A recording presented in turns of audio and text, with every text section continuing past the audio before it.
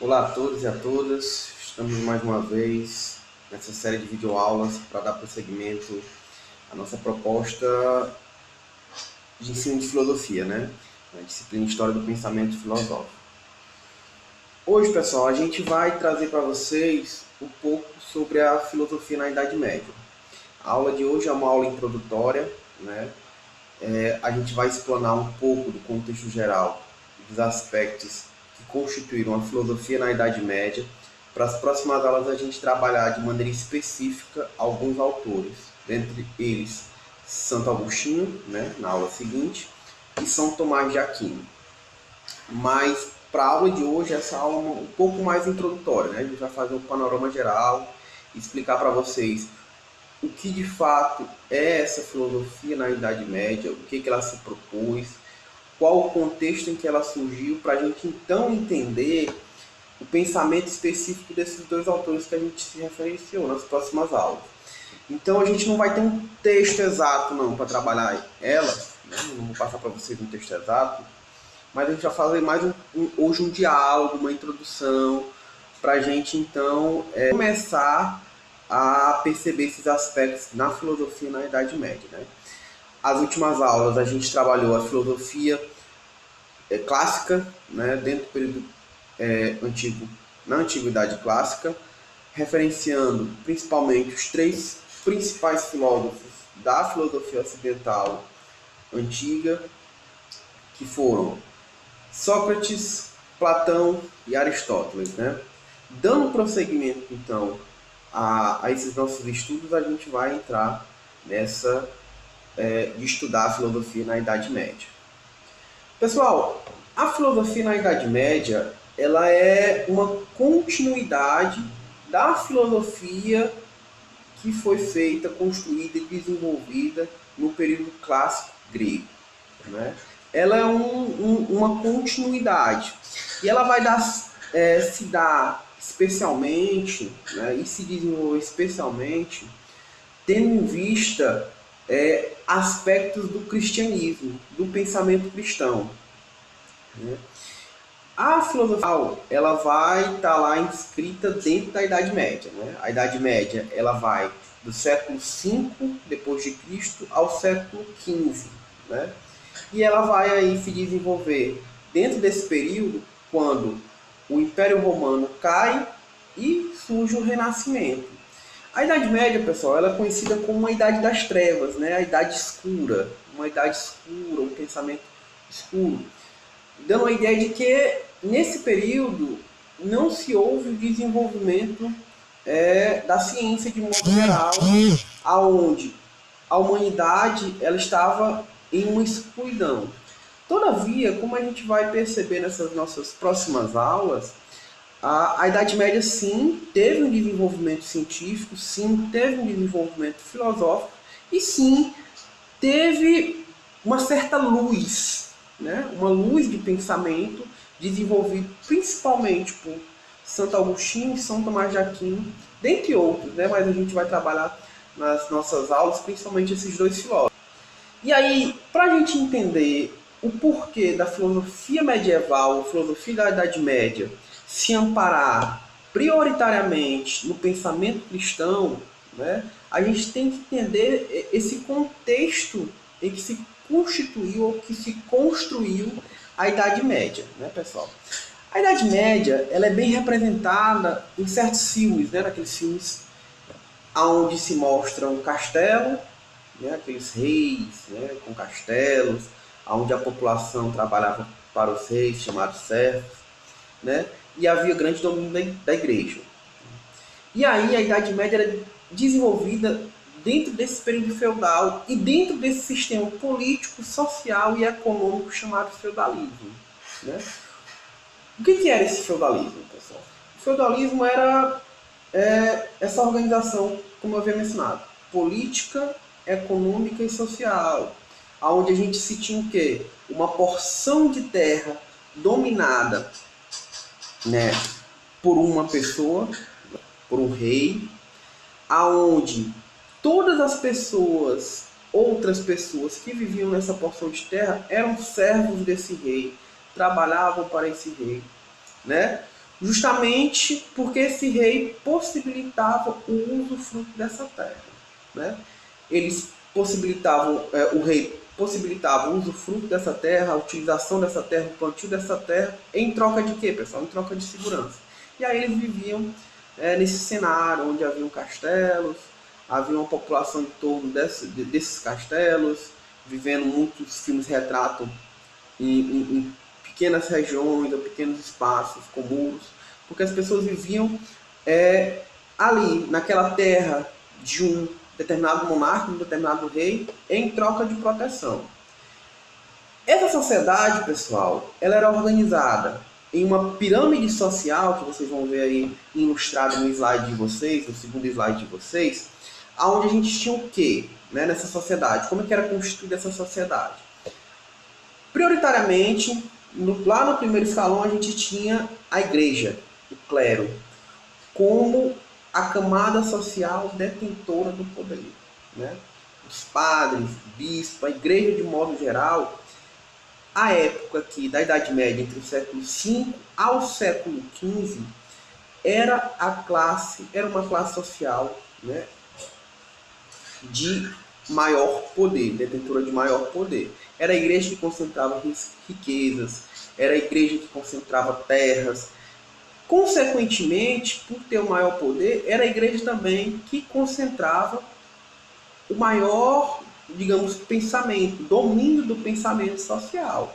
Daí porque a sociedade era ditada por questões que a igreja colocava. A igreja aqui era a igreja apostólica romana, e ela colocava questões a respeito do cristianismo a ser pensado.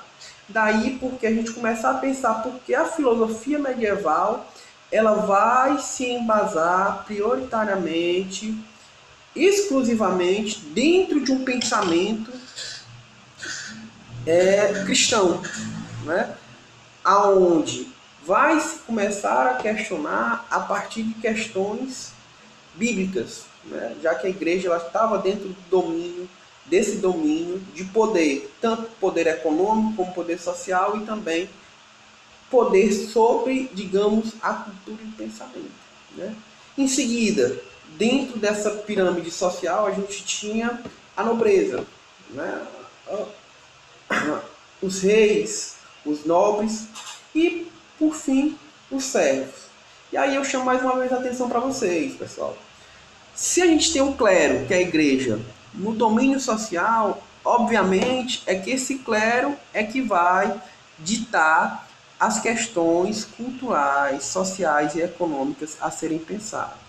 Daí porque a filosofia da Idade Média ela vai ter como base, pessoal, prestem bem atenção nisso, como base é o cristianismo, o desenvolvimento do cristianismo, o desenvolvimento de questões acerca do cristianismo. E aí a gente vai pensar, até porque esses filósofos que a gente vai trabalhar nas próximas aulas, como Santo Agostinho e São Tomás de Aquino, eram padres, pessoal, da igreja. Os grandes filósofos da igreja nessa época, os grandes pensadores, os grandes cientistas da época, eram padres. Eram eles que tinham o domínio do conhecimento, né? Nesse período feudal, na Idade Média, justamente porque a igreja era quem dominava ou detinha os mecanismos de poder, né? Tanto poder econômico como poder social, também o poder de ensino, o poder cultural, enfim, né? Então, pessoal, tendo em vista isso, a gente começa a perceber, então, entender o porquê dessa filosofia. Quando a gente vai trabalhar a filosofia medieval, a gente vai trabalhar grandes aspectos acerca do cristianismo, justamente porque a igreja é quem vai dominar na época medieval, simplesmente por isso. E aí a igreja aqui é a igreja apostólica romana. E aí, pessoal, a gente vem no terceiro slide 3 aspectos, né, dentro dessa filosofia medieval. O primeiro deles é pensar nesse monopólio da igreja cristã, né, a igreja deixada por Cristo, né, pelo Nazareno. E aí, justamente pela igreja ter esse monopólio, né, como eu havia falado, esse grande poder dentro dessa sociedade medieval entre o século V e o século XV, é que a religião cristã vai dominar o pensamento, ela vai ser a ideologia dominante da época e, consequentemente, os filósofos da época vão utilizar ela de base, a partir dela, para pensar as questões do cotidiano, né? Então, a filosofia medieval é uma filosofia cristã justamente por esse monopólio da igreja, né? E aí a gente vai ter certas características dessa filosofia medieval, né? Entendendo que essa filosofia vai ser influenciada por esse monopólio do pensamento cristão. Ela vai ter uma inspiração na filosofia clássica, obviamente, como eu havia dito para vocês no começo da aula. Essa filosofia medieval, ela vai ser a continuidade do pensamento lá da tríade grega, pessoal. Ela vai ser essa continuidade, né? O homem vai evoluir o seu pensamento e dar prosseguimento às questões colocadas lá por Sócrates, por Platão e por Aristóteles, né? A gente vai ver, por exemplo, que São Tomás de Aquino, ele se influenciou bastante no pensamento aristotélico. Santo Agostinho, por exemplo, ele se influenciou, pegou muito daquilo que Platão ensinou e trouxe isso para a sua interpretação, né? Então, essa primeira característica da filosofia medieval ser de inspiração da filosofia clássica é justamente por isso, né? Porque esses autores, eles vão pegar, né, aquilo que foi deixado por Sócrates, Aristóteles e Platão e dar prosseguimento dentro dessa perspectiva cristã, né? Por isso, então, ela vai ser essa inspiração na filosofia clássica. A segunda característica, pessoal, vai se dar, né, em que a filosofia medieval ela vai ser uma união da fé cristã e da razão, né? A gente vai perceber nas nossas próximas aulas, quando a gente trabalhar a fundo Santo Agostinho e São Tomás de Aquino, que eles vão ter a missão, né, de colocar em lado a lado, né, lado a lado, em par, fé e razão, né? Fé e razão eram tidos como ideias antagônicas, pessoal, opostas. Até hoje a gente tem essa ideia, né? Que fé e razão é essa ideia de que são coisas opostas. Mas a grande jogada aqui da filosofia medieval é utilizar a razão, né? Vai ser utilizar a razão para fundamentar e explicar certas questões da fé, né? E aí, essa jogada é justamente para que a igreja consiga desenvolver o cristianismo, né? A igreja vai se utilizar da razão para a propagação do cristianismo e para isso vai utilizar ideias que eram consideradas opostas, fé e razão, uni-las para conseguir o desenvolvimento do cristianismo e embasar também, dentro da ciência, questões de fé. E aí, o terceiro aspecto, ela é uma consequência da primeira característica também, que vai ser a utilização dos conceitos da filosofia grega, né? Como a gente havia mencionado, essa filosofia medieval ela vai dar prosseguimento àquilo que Aristóteles, Sócrates e Platão trabalhavam e, consequentemente, vai se embasar e utilizar conceitos dessa filosofia grega, pessoal. Especialmente em questões metafísicas, né? Ou seja, para além da física. E aí, quando a gente trabalha da perspectiva cristã, a gente trabalha muito sobre o conceito, por exemplo, de alma, né? E esse conceito de corpo, que é a alma vai buscar a salvação, vai buscar o eterno, né? A gente viu lá que tem muito de Platão nisso, né? Na metafísica de Platão, em Aristóteles. E eles vão utilizar desses subsídios, né? Desses conceitos da filosofia grega, da metafísica, para também trabalhar questões. E aí, por isso que eles trabalham muito dentro dessa perspectiva de corpo e alma e da metafísica, né? Há também um pouquinho ali, um pé em Platão e Aristóteles. E aí, pessoal, obviamente, a quarta característica dentro dessa filosofia medieval, né? Eles vão buscar o quê? Eles vão buscar uma interpretação da verdade divina. E essa interpretação da verdade divina, em certos aspectos, ela vai ser mediada pela razão humana, né? Ou seja, a razão humana vai ser utilizada muitas vezes para explicar questões bíblicas, né? Questões da fé cristã, naquilo que é possível, pessoal. Porque, por exemplo, São Tomás de Aquino, ele vai perceber nos seus estudos que nem sempre a razão vai conseguir explicar tudo. E aí a fé vai entrar nesse quesito para buscar complementar ou então dar uma resposta. Olha, isso não é uma coisa da razão, não é uma questão da razão, é uma questão de fé, né? Porque essa filosofia vai perceber a limitação muitas das vezes da razão em explicar conceitos divinos, né? Conceitos bíblicos.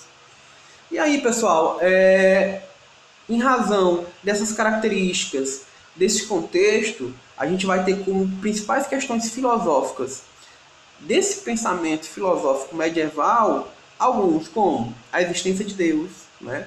Mais uma vez, aqui nesse âmbito filosófico, a razão, ela muitas das vezes ela vai ser buscada para explicar, por exemplo, a existência de Deus, né? De um ser supremo, né? Esse ser supremo referenciado pelo cristianismo, de como, por que, qual a finalidade, a função da existência de Deus, né? E aí essa razão ela vai ser também utilizada para explicar essa existência de Deus, e essa vai ser uma questão filosófica colocada dentro desse pensamento filosófico medieval.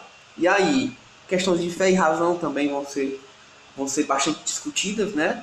Porque muitas das vezes a gente coloca esses dois conceitos como algo antagônico, mas aqui a filosofia medieval, né, dentro das suas escolas, que a gente vai ver mais à frente, eles vão tentar ponderar e colocar fé e razão como questões aliadas. Outra questão filosófica muito desenvolvida, pessoal, dentro da filosofia medieval, é no que concerne a imortalidade da alma, né, como eu vou falar para vocês. A alma é um conceito metafísico, bastante explorado pela filosofia medieval e que tem fundamento lá em Platão e Aristóteles, né, que trabalham também com esse cultivo da alma, né, e de buscar entender esse aspecto metafísico, né. E a alma é um conceito eminentemente cristão, né, bastante cristão, melhor dizendo. Porque o cristianismo ele se funda dentro desse pensamento, onde você tem que praticar ações boas aqui na Terra para buscar o que? A salvação da sua alma, né? Então, é uma questão, a imortalidade da alma é uma questão filosófica bastante forte dentro desse pensamento da filosofia medieval. Outra questão filosófica também, pessoal, desenvolvida dentro desse âmbito filosófico é a questão sobre pecado e salvação, né? Obviamente, também uma questão bem tratada nas escrituras bíblicas cristãs, e que a filosofia aqui medieval ela vai também tratar sobre isso, né? Uma questão bastante metafísica, né? Aí Santo Agostinho, por exemplo, vai trabalhar em seus escritos, vai pensar questões sobre o pecado original, né, de Adão e Eva. A salvação da alma também é tratada nessas escrituras. E outra questão bastante, pessoal, discutida é a questão do livre-arbítrio, né? O livre-arbítrio, a livre possibilidade de ação do ser humano, né, mediada por consequências, né? É uma questão bastante filosófica essa, porque é aquela coisa, né? A partir do cristianismo nos é exposto que Deus ele nos dá a livre escolha das nossas ações, né? E aí dito como livre-arbítrio. Contudo, esse livre-arbítrio, pessoal, ele é mediado por consequências, né? Consequências essas que estão relacionadas à salvação ou não da alma. Então é uma questão bastante discutida. Pessoal, então o contexto em que a filosofia medieval ela vai se constituir é esse, né? Dentro de uma sociedade medieval, né? Em um período feudal, feudalismo, onde, né? E isso é importante que vocês entendam, onde a igreja ela vai ser o principal poder a influenciar na escolha social, econômica e na escolha científica e de pensamento. Daí porque a filosofia medieval ser, né, ou ter, melhor dizendo, o cristianismo como fundamento maior, né? E aí a gente vai continuar no próximo vídeo sobre as escolas filosóficas.